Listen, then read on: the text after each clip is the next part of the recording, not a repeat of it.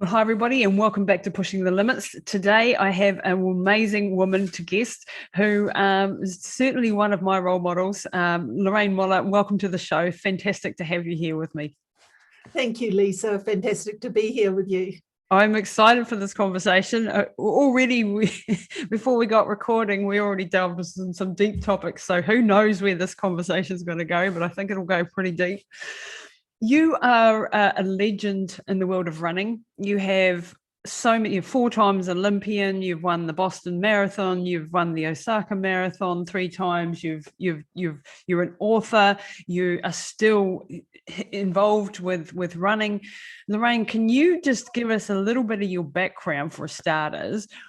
When did you realize that you were this amazing, incredible athlete? What was your childhood like? And shall we go back that far? Yeah, certainly not in my childhood, although, we were brought up in a time where we were naturally active and very just a part of nature and, engaged in the community and local athletics and swimming and, all those things, and walked bare feet and, just, went to the beach on the weekends and got sunburnt and, all those sorts of things. So, so it was a very lovely, free, close to nature sort of upbringing in my little town of Pataru, right in the middle of the North Island, and where everybody knew everybody, and it was just pretty easy living, and our needs were pretty simple. And those were the times when we had the quarter-acre section with the garden out the back, and we'd have tea, and it's like, okay, go get a cabbage for tea, and so you'd go, cut one and bring it in, and so it was, I suppose it sounds idyllic, but in certain terms it was. It was just fabulous basis for growing up healthy. I had my trials as a kid. I was in hospital a few times, and just that separation and just the emotional angst of being taken away from my family for long periods of time was very lonely.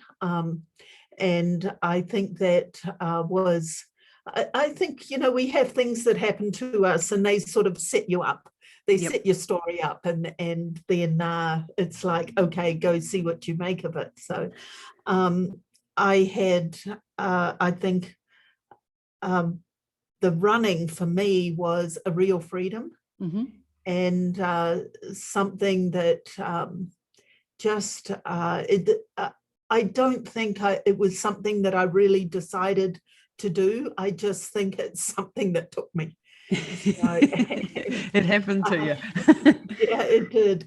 And one of the key events was when I went to high school and we graduated from the little kiddies athletics, doing 50 yards, 100 yards, I'm that old, it was yards. And we graduated to being able to do the 440 yards. And in my first 440 yard race at the local club, I could beat the girls who beat me in the sprints. And that was like, yeah, man, if you just give me a little bit longer, I've got your number, So I was really excited by that. And so I started to get really keen and show up and go in the school events, and I won just about everything in the school events. Just naturally talented at that sort of resistance. Yep. But at that time, and that would be in the 60s, it wasn't like a girl thing to do. There was nothing in your vocabulary for girl athlete or woman athlete or professional athlete even, that just didn't exist back then. And so that it was not a career choice, being an athlete. And it was even discouraged somewhat. So it was considered as like a man sport, and if you did too much of it, you would become manly, and your uterus might fall out, as Catherine yeah, told me once. I know. That's sort of like universal, like, people tell you that all across the world, I think. Yep. That was just a popular meme. It's sort of like if you had to wear clean underwear in case you got run over and taken to the hospital and they find out you got dirty underwear on, So, those things sort of just become popular culture, but nobody really thinks about how true they are or whether they really apply. We just accept them. And I accepted that as a girl, we didn't have longer events, that we didn't have official events. The cross country was an unofficial usually. So we would have a men's race, and then they would have a little short girls race. But, that's just the way it was. I didn't think I was disadvantaged in any way. You just get in with what's available and go like heck, and I loved it. And how did you develop then, like, because even like back in the 70s, 60s and 70s, there wasn't any official sort of things that you could go to. So how did you actually get, your later career was phenomenal. So how did you actually bridge that? Was it a time change too, that in the 70s things started to open up, or how did that sort of unfold? People were really kind, and the club system was very nurturing. So as soon as they realized I had some talent, they sort of took me in hand, and I was taken to a neighboring town of Tokoroa, which was sort of like a big town, a little town, and introduced to John Davies, who was the bronze medalist from the 1964 Olympics in Tokyo.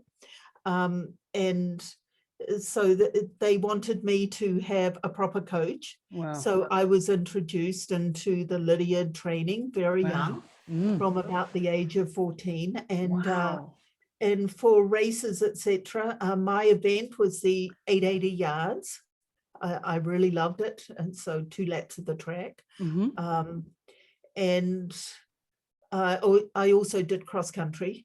But those events I competed in, there were no junior women, so I was competing against women who were probably 8-10 years my senior. Wow. I did go to my first national championships in the senior women's at the age of 14. Wow. That's amazing. And I made the final. I came last in the final. I came 8th, and these women were pretty darn good, Yeah, when you were 14. Just sort of like hanging on. I can remember coming around the straight, and I had 2 people behind me, and I could just see them going, "Oh, I'm not letting this kid beat me," Really child down and burn me off. But I was going representing New Zealand from the time I was 16. Wow. So that provided opportunity, and it was so darn exciting. Just to be going overseas and, wearing the silver fern and having a little uniform and, getting on a plane and going somewhere. And it was just the most amazing time, and I absolutely loved it. And I was put into a competition, and at a time when I was young enough not to have any respect for older people, Yeah. You had no idea what was coming at you yet. Yeah, so I sort of figured I could run with the best of them. So that was sort of part of my makeup or my setup, which really, it just went from there until finally I sort of took off on my own and went to the US and just sort of seeking greener pastures, the next big level. wide world, and Oh wow! So tell me a little bit, like Arthur Lydiard. What was he like, and tell us a little about you know, because I've heard you say in articles or something, there's a bit of a misrepresentation of how he trained. And what was his actual philosophy as an athlete that was actually under him for a while? What was he like, and what sort of training regime did you have, and how did that develop you? Yeah, I think I was really, really fortunate to grow up in New Zealand, and his system was pretty much adopted by the New Zealand running culture, and I think still has, is part of the culture. Yeah. So, you know, Certainly. and it's based on endurance training. So that's the first thing that John Davies did, was give me a training program. You know, he used to handwrite it on and, you know, send it to me by mail. So I would get a letter with my training program written on it. And, you know, it'd be so exciting. And I'd run with my dad. So my dad didn't want me going out there by myself, or, you know, we ran in the bush a lot. We got lost a lot, but he wouldn't have me there by myself. Although I'm sure if I'd navigated, we wouldn't have got lost. But anyway, yeah, I mean, we just, and we had a great time. It was really fun for me to get to know my dad. I don't think I would have developed that closeness. Lovely. Without having that running was just, it was just fantastic, you know. So we just ended up doing longer and longer runs, and it was just building up mileage, just getting some aerobic base, which is really the crux of the Lydiard training, is that you build your aerobic capacity, and that's the main engine that will enable you to go, you know, the rest of it. Yeah, yeah, because a lot of it, you know, like I had Rod Dixon on last week on the show, and you know, he's also trained under that, and of course a lot of the great runners that have come out of New Zealand, and there's been many, have trained under that system.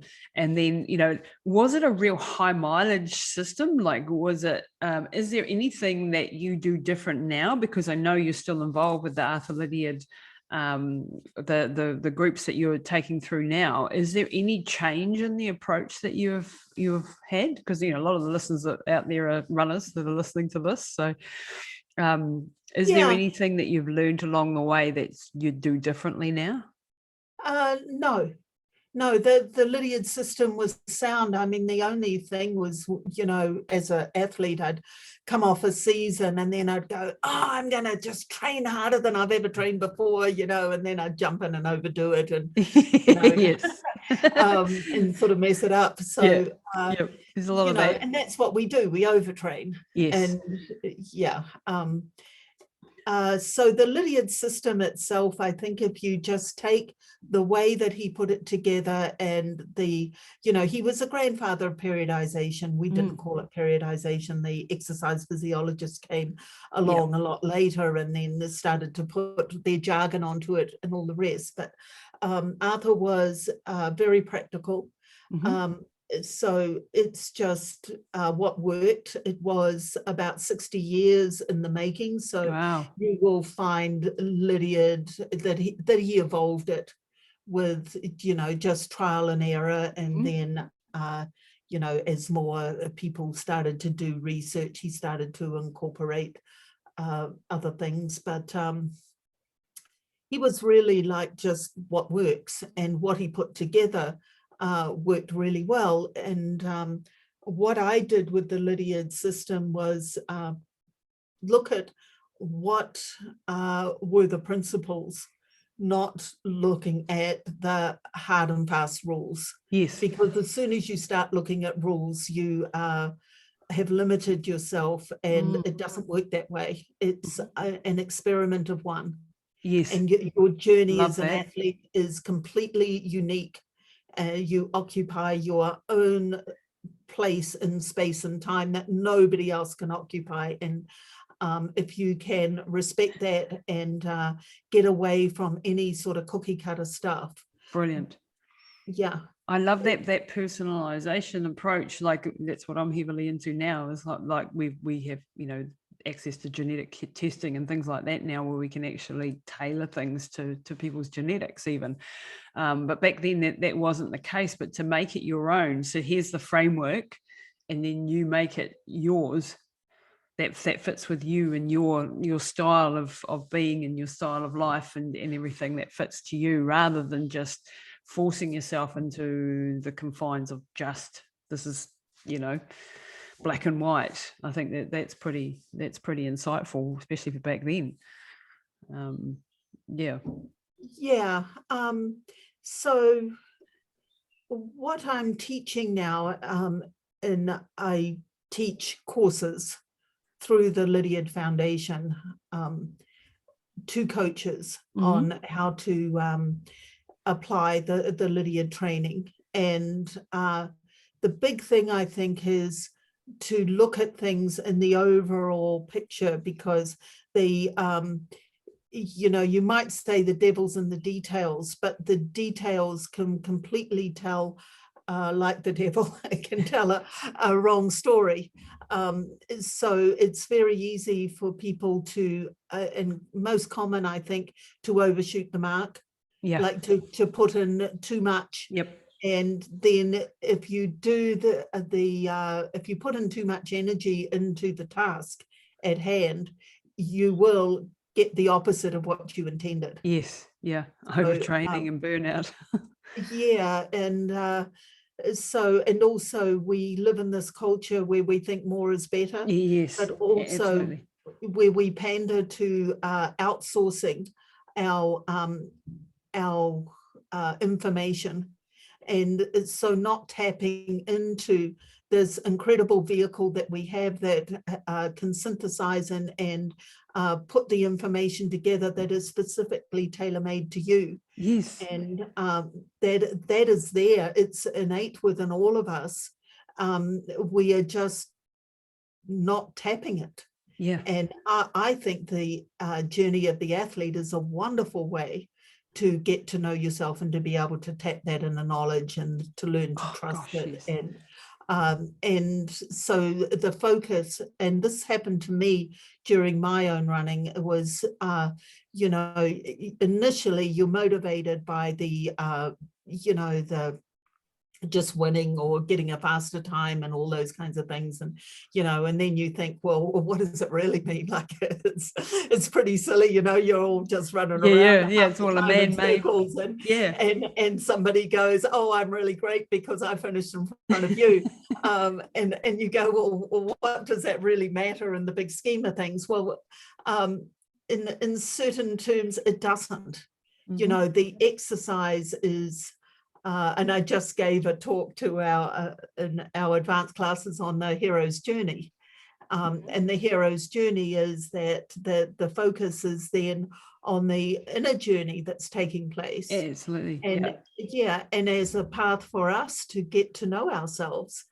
You know, Socrates said, know thyself. And it's really sound advice, because I mean, what else are you going to do? Because you know, you go through life, and then suddenly you get to the other end, you go, you know, I don't know what the hell I was about. And I mean, this is exactly in line with what I, you know, like to talk about, which is like, you know, that we learn so much when we do these, you know, athletic endeavors. And I don't care whether you're good or you're really not talented and you don't have any ability. It's all about your personal journey. And that's why any athlete who's just starting out and doing their first kilometer, you know, is on a journey to get to know their own body, their own mind, what they're capable of. And we find it, you know, and it's, I hate comparing, you know, like the actual winning of races and stuff is amazing, but how many of us are actually going to have a career like yours where you're actually at the top of the podium? For 99% of the people, it's about what they learn along the way, the health benefits that they gather from their training, the strength mentally. All of these aspects are just even more important, I think, than the you know, getting the gold medal put around your neck or the silver or the bronze. It is much more about a personal journey for most people, you know.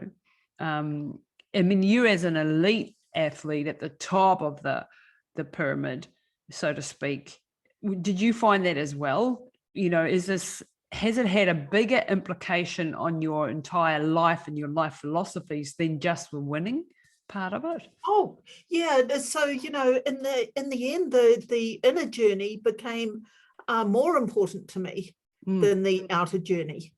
In a way, I think with life, you have your experiences and you're influenced by, your parents and your upbringing and your ancestors and all the rest. So we have all these influences that make up who we think we are. And I think then we go into our older adult life and we proceed accordingly with this concept of self, which then I think it starts to happen. You start to dismantle that concept of self and you start gradually stripping it away so that hopefully when you're ready to go out the other end, you have connected with the essence of who you truly are and not just all these roles and that expectations you have and put on yourself, So, I think, Was that for you? Like, was there a lot of expectation? Like I had a lot of expectation in my early years from my dad, who I loved dearly and wanted to impress and wanted to please. And so I had a lot of expectation all the way through. So a lot of the things that I did weren't necessarily what I wanted to be doing. They were things that, I felt compelled to do or expected to do. Was that a part of your journey with running, or was that more you just had this passion and actual, like Rod just loved running, What was it like for you? Which, was it a cut and dried thing that this was a passion of yours, or was it more of an expectation that you would, because you were so good, did you ever question that? Yeah. No, it was mine. I mean, it was completely driven by me. Instigated and driven by me. My family was really supportive and my dad got on board with it. So my dad got into running because I was a teenager that got into running, and he figured he was like the canary in the coal mine, if I was doing too much or overdoing it, and he did the same as me, well then he would cark it before I would. Brilliant. Well, lovely dad. It was very nice of him. Yeah. And he did, he actually died while he was out running. Oh wow. Way too soon, but that was the way he wanted to exit, so he did.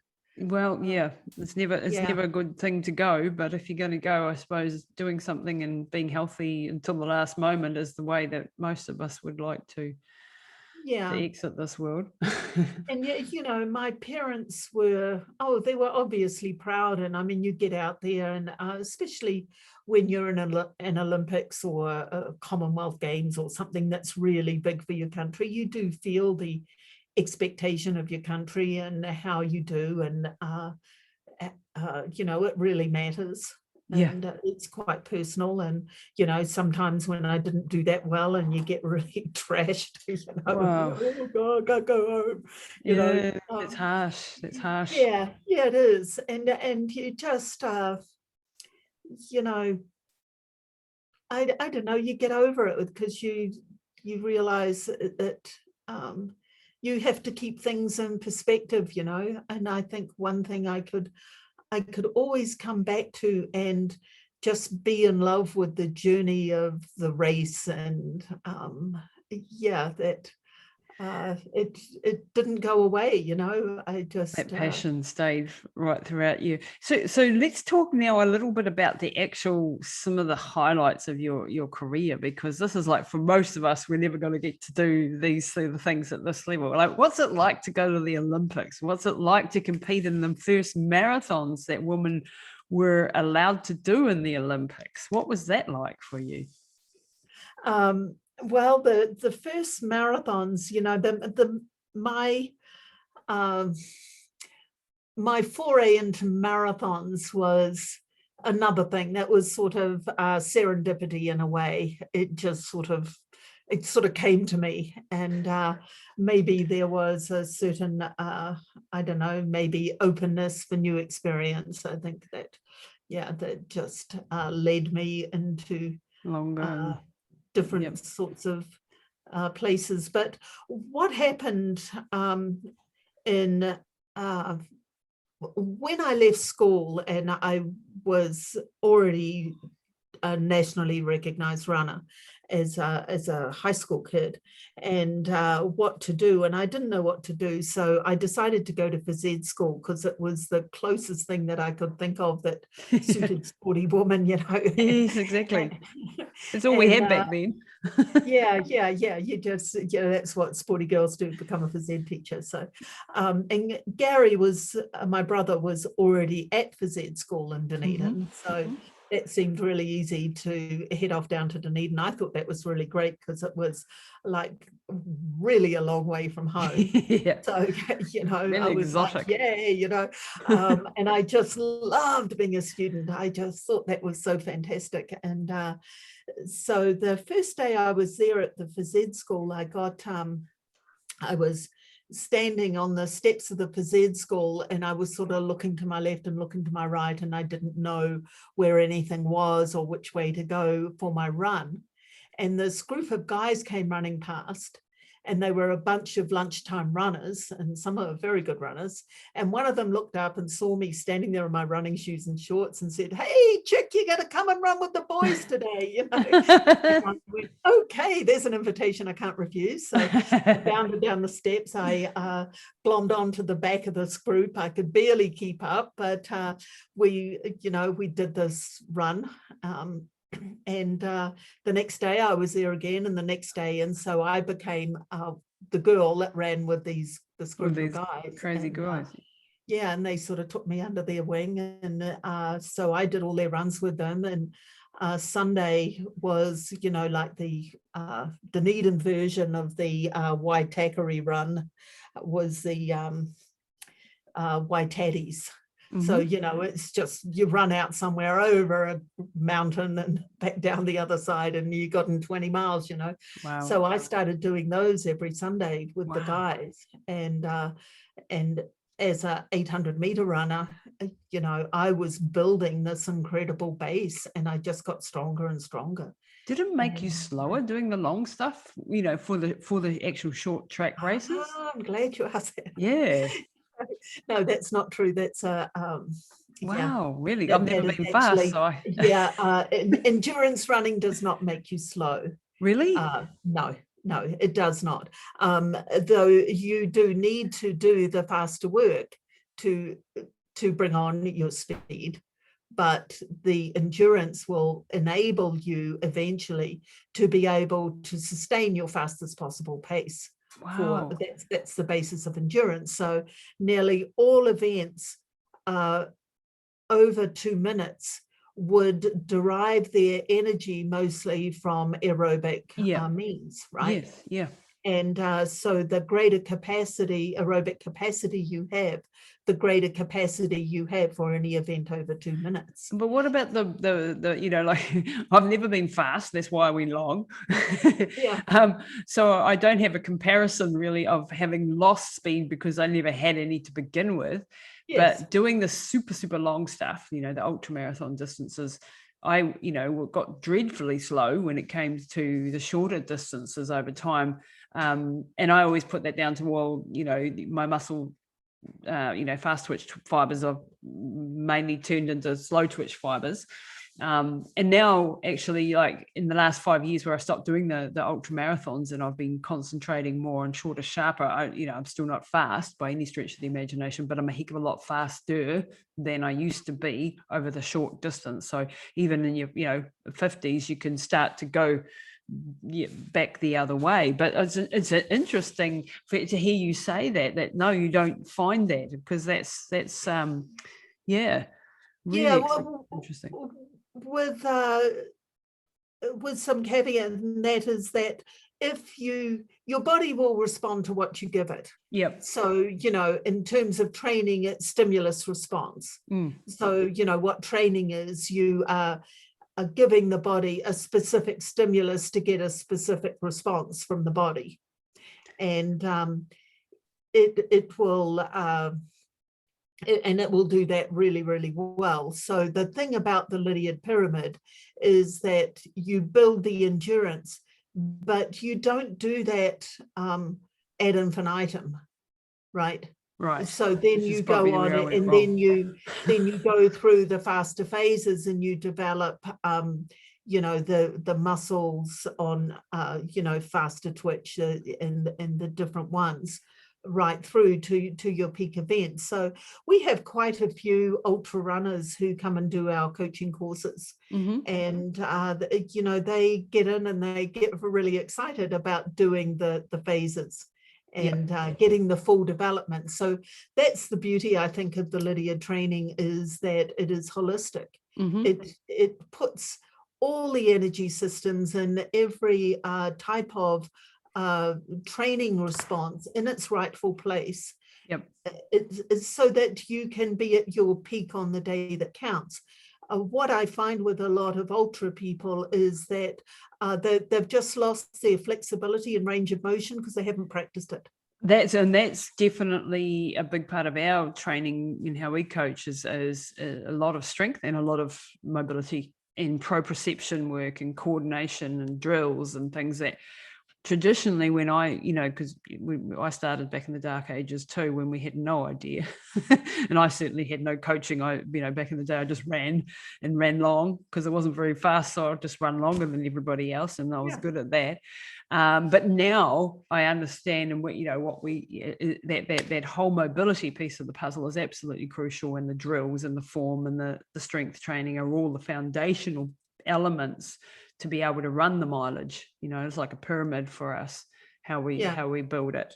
So I totally agree. And I think most ultra runners neglect that part, and that's where they come unstuck to some degree, and you get very, very slow and stiff, and there's reasons for that, but you manage to finish the distance, but the quality sometimes goes down with the length of time that you're out there. And also, if you're out there for a heck of a long time, you don't want to spend much time in the air. You just, you don't need a lot of upwards motion or that long, beautiful stride, etc. So you develop a bit of a shuffle, and that's just being efficient at the distance that you're doing. Yes. But that's really fascinating. And it is like I did, like I said at the beginning, everything wrong that you could possibly do wrong, I think, in my early career. Was just like go long, go hard, but no strength, no mobility, no drills. I didn't know what running form was. I just ran. And incredible that you can still achieve great distances in that way, but it's certainly not healthy. And was very, very high mileage in those early days. Yes. And that has its own toll. And now we try to train people efficiently, because most of the people that we're training are also, got careers and kids and jobs and stresses. So we find that you can't train them like you would a 20-year-old professional athlete when they're a 45-year-old mum with 3 children and a full-on career. Then you're going to break them if you have that high mileage model. So it's much more about time efficiency and getting the best results that they can get with the level of stress that they're already under. It's just really interesting to compare notes on all this, especially as you've come from the elite level. And a lot of the things that I find with people who are not in that elite group don't respond the same way that elite runners would. Like when you were doing your top level stuff, the amount of mileage and the amount of training that you would have been able to cope with is not what your average person can cope with, because you would have been focused on that solely. And I think if you look historically at Lydiard training, he started coaching the first joggers group in the early 60s. So the story is that he was invited after his Olympic successes to the Tamati Yacht Club to talk to the businessmen there about training, etc. And he was asking them about, you know, their own levels of fitness, and a whole bunch of them said, well, we can't do any. Our doctors told us to take it easy because we've had cardiac arrests, and Arthur's like, you know, typical Arthur, you know, that's absolute rubbish. You know, if you guys want to start jogging with me, I will teach you how to run a marathon. Wow. And he had quite a group, of which were quite a few of them were cardiac patients, and had that first running group. Wow. And he got them to run a marathon in about 9 months. Wow, so that's you're amazing. talking Cool. you're talking more than a couch potato. Yeah. And exactly. And he approached that differently than he would with his elite athletes, obviously. Well, he had to. Yeah. You know, because they couldn't start out on 100 miles a week, and No. he soon realized that you can't expect a middle-aged businessman, a beginning runner to do that kind of mileage, because they spend so much more time on their feet that they're actually doing a lot more work than an elite runner. Yeah. So then he changed the distance to duration. Yes, that's what we do too, mostly is duration, because that's more of, because otherwise if you run your good marathons in incredibly fast times, but the person who's at the other end of the marathon who's taking 6 hours, they're going to be out there for twice as long, or longer. And it doesn't equate from an equivalent point of view. And that's so that's exactly what we do. Physiologically it's about the same based on duration, not based on distance. So if you spend 2 hours out there and you're just jogging along, and that's as fast as you can go, you will have about the same effect as somebody who runs at the same effort but is a heck of a lot faster.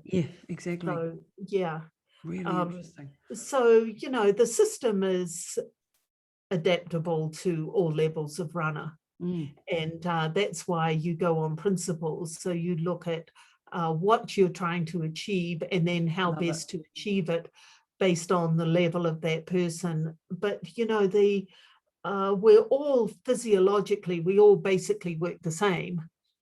I mean, we all have we metabolize fats and glycogen and have the same energy systems, and they're invoked at the same perceived effort or level of effort, and can be developed. And we are all we all have this system of adaptation. So, and we're all losing cells and regenerating them all the time. And that is basically, so if you're becoming a new person, like they say, maybe 95% of our bodies is replaced every year, just cells dying and new ones coming on, and or 7 years, I think it is. every 7 years you get a completely new you. So it doesn't really matter. The point is that, can you direct who you're going to be in the future? Well, you can. Athletes know that. And that's what adaptation is all about, and why we do it, why we train, so that we get that adaptation. And how do you get what do you do with people, because we get a lot of athletes who are just head through the wall type A personalities who want to go harder than what their bodies, and I'm putting myself in this category too, harder than what their bodies can actually cope with. They're burning themselves out, breaking themselves, and not actually reaping the reward that they should be for the amount of effort that's going into their training. How do you try to get them to back off a bit? So one of the key things that I teach is that we start right from the beginning, learning to pay attention to our own bodies and getting this rapport with ourselves, and learning that you want a cooperative relationship with your own body, and it will give you the information that it has, and which is far better than if you're trying to perform to these external measures, which there's so many of them because we can measure every frigging thing that we do, you know. Nowadays we can, and post it somewhere for other people to look at, and they couldn't care less because they're too busy putting theirs up and wanting other people to pay attention to it. So, you know, so this constant pandering to make ourselves into somebody that we think there's something on the outside that's going to approve of us. And so people who overdo it have a lack of confidence and a lack of trust in their own body and their own physiology. Because my goodness, your body does an incredible job to keep us alive and to keep us going and to perform the tasks that we give to it so we can achieve the dreams that we have. And man, it will bust itself for you. You know, but we do have certain sort of measures, and it will also put into place when you're going to kill yourself. It goes, oh, well, I'm not doing this because this mind, our minds are incredible also, but most of them use the minds like a slave driver. Yes. You know? I certainly did. Yeah.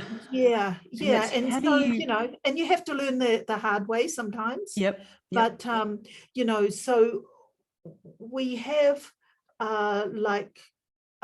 being able to recognize and to know where those danger signals are and to be able to catch them and back off. And so, you know, I start out my courses with talking about the fallacy of hard work. Hard work is not where it's at. Everybody thinks, oh God, you must be a really hard worker. Well, you know, I mean, I can knuckle down, but you know, why put in more energy than the task requires? You know, so hard is redundant. Just do the work. Don't make it hard. You know, because then now, as soon as you say hard, people start to stress, they tense up, you know. Okay. It flips the switch in your brain and it becomes a negative that you associate with pain with your exercise and things, and that creates a negative loop. It's horrible, you know.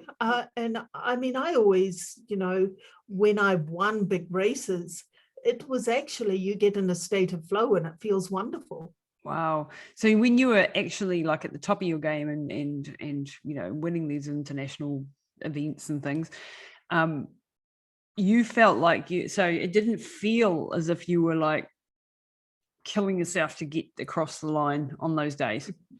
It didn't feel like flow. Look, you always get pretty tired in a marathon. I mean, you go, there'll be in and out of that, but you felt like you were prepared for this, but not over prepared for this, and not burnt out and sorry about it. You know, like you actually enjoyed it. You enjoyed those top races that you really did well in. Did that feel like a flow state? That, you know, so that the system that I teach is it's a performance system, right? And it's geared so that you get the best you possibly can on the day that counts. And so that's getting yourself into a peak performance state from wherever you're at, right? And everybody can do that. And it feels amazing. And I'm sure you've felt it. You just get there and it's just like everything's clicking, right? And you've got it. And so it is a coordination of body, heart, mind, and spirit. It's just they all come together and you reach that state of flow. And actually, for most of us, we don't get there because we are working too hard. We have too much tension, and that getting into a peak state is actually an act of surrender. So very you know, wise. So you know, when you hit it a few times and you go, man, this feels so good, you know, I'm going to try and figure out how I got there again. And you know, as I said, you know, when I was young, I'd just go, oh, I'm going to train harder than ever before. And, you know, and then it seems to sort of go away from you and you get injured or something, or you don't perform as well because you're in the syndrome of hard work. You're overcooking it. You've got excess energy. That energy has to go somewhere, and all it does is it just messes things up. Yep. So that precision of giving the stimulus that is needed for the effect. And the thing is that the effect of it takes place during the recovery period, Yes. not when you're actually doing the task. So, Hallelujah, that's an important point. Like, because this is the thing, like, if you are, like, if you had a bad night's sleep, you've been under the pump all week with work, you've got kids who are sick and everything's going to custard, and then you go and smash yourself because it's on your list today to do a really long, hard run. Yes. You're not going to get the adaptation. You'd have been better to go, hang on, well, life's come at me this week. I'm going to actually take it a little bit easier, and having that confidence to do that and back off. Because I think a lot of people are like, yeah, but I have to go harder. And they congratulate themselves when they slave drive themselves and they push them through that event. While that might make you mentally tougher, and there's some advantages of that approach for a while, it isn't going to get the adaptation that you're going to want, because actually it's in the recovery, it's in the sleep, it's in the downtime that you're actually going to get that benefit. And if you're not able to adapt, then all that training was for nothing, or worse, it can be even detrimental to your immune system and to your health and your mental health. Yeah. And that's a hard sell. It's a hard, tough-minded athletes who think that they have to. And, I certainly struggled with this and still do on occasion, where, but I have to go harder, and I'm not, doing enough because I'm not getting the results. Therefore, a little is good, more must be better. And that approach doesn't work. Yeah, look, it's a lack of trust. And I think a lot of us are brought up to sort of think in the negative all the time, and to talk about what we don't want to have happen. And we approach a lot of the things that we wish to do, or the things we wish to create in our lives, from a state of fear. Mm-hmm. And that's a real shame, because that immediately puts us on the back foot, and then we can't get into this natural flow.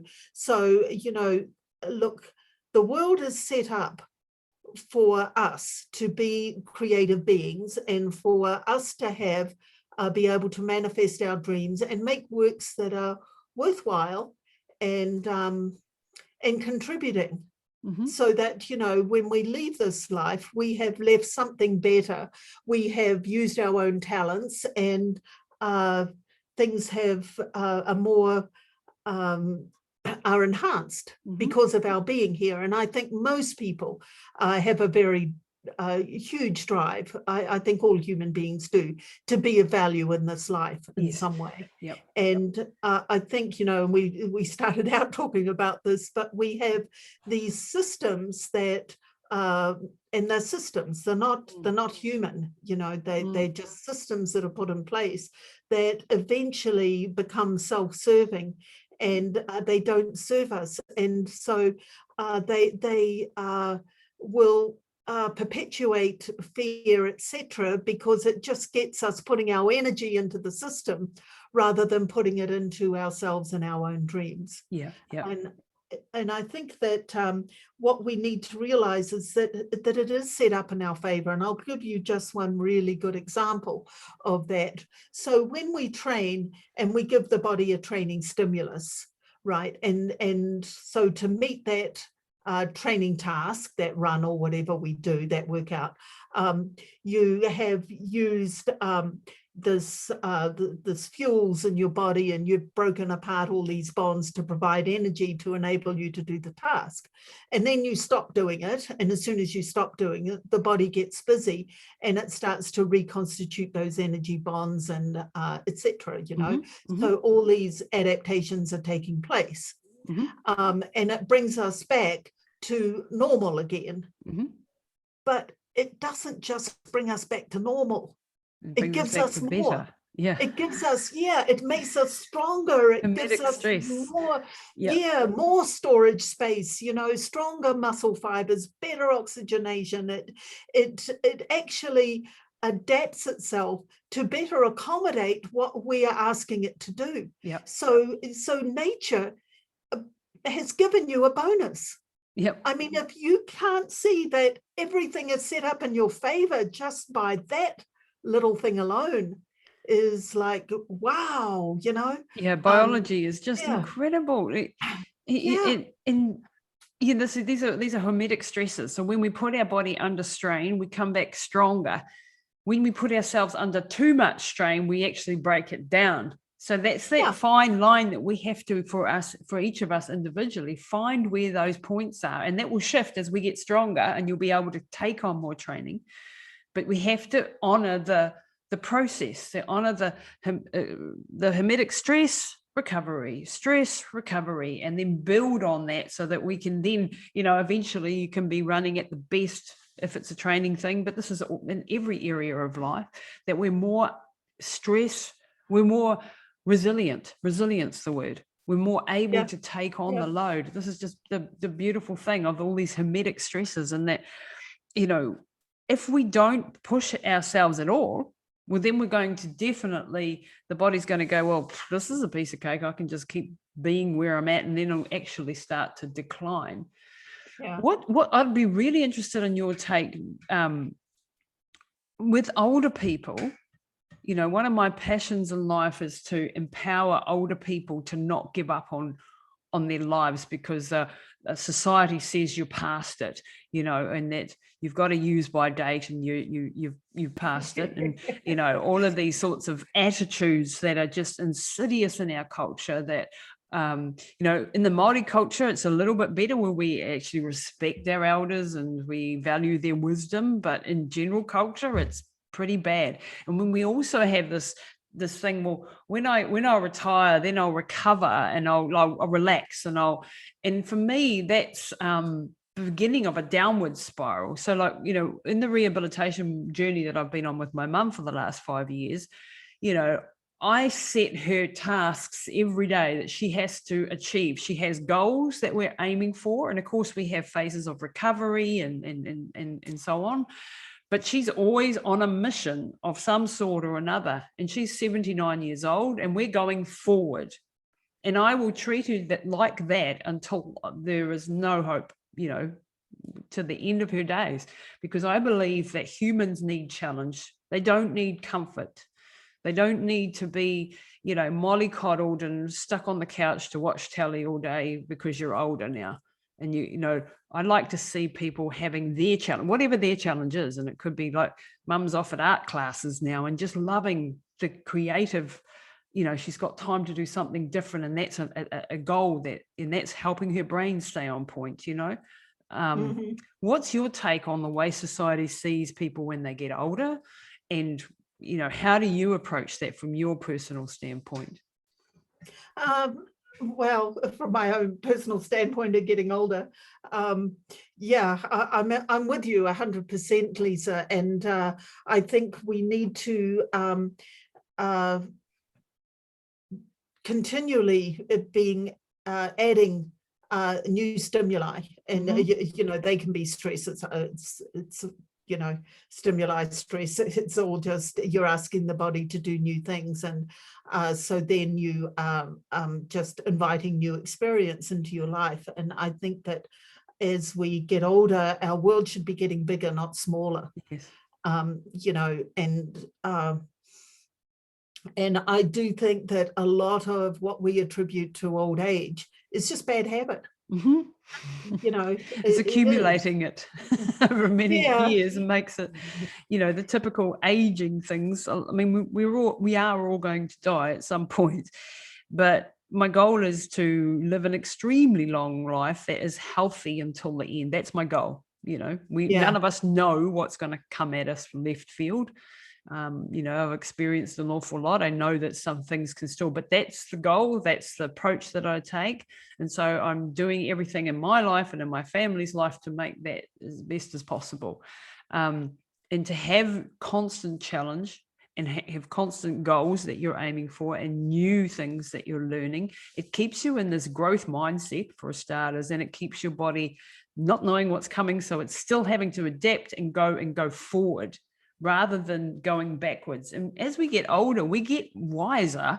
Well, hopefully we do. Most of us do. We've got more experience. We're more able to cope with, all the emotional things that we probably weren't able to cope with when we were 20. We've got all these experiences, and it's just fantastic if we can look to our older generations as the one who provide wisdom for the ones that are coming behind, and they're seen as a valuable resource in our society, and not as being you're past it because you're over 50 or you're over 60 or you're over 70 or whatever this demarcation line is that people have and they put on themselves, partly because society does this.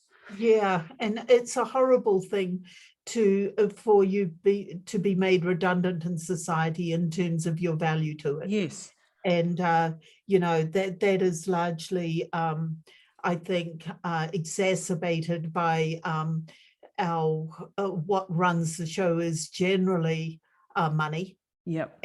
And so people are not seeing as older people as being contributing into, Yep. And yet we need to start valuing other things besides that. I think we are at the moment, just with the times and what it's brought, a time of shifting, and there's an invitation here to make sure that we reconnect with our humanness and start to prioritize what things we value as human beings, because we're in danger of losing a lot of them. And we look at our older people, and we also look at our children. Now, children have a life expectancy less than that of their parents. Yes, horrific. It's the wrong direction. It's like, and you can't, you cut off your old people, your young people are not benefiting from the wisdom that is available, and that wisdom is something that you can't put a price on. Yes. And we need to get back to away from this sort of outside focus and measuring everything in those sorts of terms, and start to value our human relationships and our depth of experience and our connection to the divine spark, which we all have within us, and to value that journey and support each other on that journey. So we're all in it alone, and we're all in it together. Yeah, and it's beautifully put. Yeah. Yeah, I think we are in an age of change, and I hope things will gather some more momentum. And we've got lots of problems in the world, but we've also got lots of opportunities now to change things. And in the areas that I'm working in, I'm seeing huge changes taking place within just the last few years, and that's encouraging. And then there is lots of negativity, but I like to focus on the positivity. But I think let's start valuing our older population. They have a lot to bring to the party, and what we want to do is help people stay healthier longer, and that requires a bit of a mindset shift. Like when I take my mum to the gym, and she's training her butt off there at 79 years old, and people know where she's come from, like been in a wheelchair for a few years and not able to do anything, and now she's doing all this crazy stuff, compared to where she was at. That's a role model. She's a role model for so many older people who now have actually joined the gym and are doing stuff because they go, well, if Isabel can do it, I can do it. And that's, to me, the greatest beautiful thing that's come out of that tragic journey that we've been on. It's empowering now other people to not give up just because they're older, and to have that attitude of I'm going to fight my way back. And then it's a team event. I'm mum's coach and mentor and driver, she's the one who's willing to put in the hard yards and to do whatever I ask her to do to the best of her ability. And that's a winning combination. And I'd like to see more people have that if they've been on rehabilitation journeys, even for younger people, that they've got someone in their corner that's willing to help them fight. Because when you're in a big health battle, you need people fighting with you and alongside you. Yeah. And when you're down and you don't have the energy, you know, that's what families are for. Mm-hmm. That's what families are for, to help you when you need a help, and you know, you can all be putting in and bringing it together. And I just think this divorcing ourselves from old people and just, you know, giving them a bunch of pills to and putting them in front of a telly. What a waste. What a waste. Incredible waste of resources. And loneliness and despair and all of those things. And the value of that person's life history is just disappearing when it could be being imparted. If we can keep their minds active and their bodies as strong as possible for as long as possible, they have a great value. It's not like, you know, from a societal standpoint, it's often thought, well, once you retire, you're no longer adding value to society. It's, you know, measured in monetary value, and you're costing more in the health system. So, you know, hopefully you don't live too long. That's just an approach to me that is just horrific. You know, and the way that society treats its young and its old and its vulnerable is the mark of a civilization. I think that is, you know, that is what we should be measured by. You know, not how the strong. And you know, I think the example of your mom is that all we have to do is take care of what's in front of us and do the best that we can. And that is being an example to other people. It just starts to, you know, so she's going to the gym and other people see her and they go out and they have a whole different mindset about the possibilities and what happens, and that's all it takes, you know. And that's you know, and you like the work that you're doing too, like that's imparting your knowledge. You know, you could be sitting back on a beach somewhere and just enjoying life. Instead, you're still teaching, you're sharing, you're imparting that valuable knowledge that you have to other people, and that is gold. You know, it's so important. And so Gary, your lovely brother, who I absolutely adore and admire. I think he's crazy and awesome at the same time. You know, still world, you know, leading mountain biker, you know, at his age. And he certainly helped me on my journey when I was broken and burnt out, and came to him, you know, a few years ago going, but Gary, I'm broken. Can you help fix me? And you know, he put pieces of the puzzle back together again, and helps, you know, gave me actually a role model, because he'd done the same thing, burned himself out and blown himself apart, and he'd found a way back. And so that was a role model for me. There is a way back when you have smashed the crap out of your body and you didn't listen to it. And the work that he's doing is I think, is fantastic. Well, you know, and it's the same. It doesn't matter what age you are, your cells are still regenerating themselves, and you can still direct that process to make a better you than you were before, day by day. And we do things in increments. It's just giving it just a bit of what you want in the direction that you wish to go. And you don't need to be perfect. You can just be inching your way forward with, you know, one bite at a time and one exercise session at a time, and, you know, one good sleep at a time. All of these things add up. I think we're totally aligned. Lorraine, this has been a really interesting, amazing conversation. I think we need to have a couple more privately, because I think there's a lot more that we need to discuss and maybe do some things together.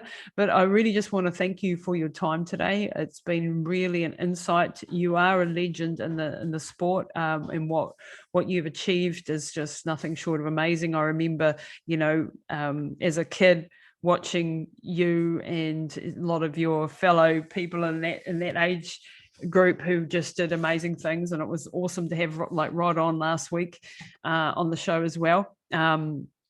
And it's, those are role models for me. Okay, I never went to the Olympics or anything like that, but I did things in my own way. And that's you pioneered a path, especially for women, to be able to do long distance running, and that's just gold. Well, thank you very much, Lisa. It's been an exciting journey, and I feel so privileged to have been born in this time and in this body, and to have had the experiences that I've had, and it's not over yet. Hell no. The best is yet to come. Yeah. That's the approach you have to have, and you're obviously still doing that. Lorraine, where can people find you if they want to learn about what you're doing, read your book On the Wings of Mercury? Where's the best place to reach out to you? Yeah, they can reach me at Lorraine at lydiardfoundation.org. So to spell Lydiard right, you got to get your I's and your A's in the right order. Lydiard. Yep. Lydiard, yeah, like Lydia with a RD. Just write to me.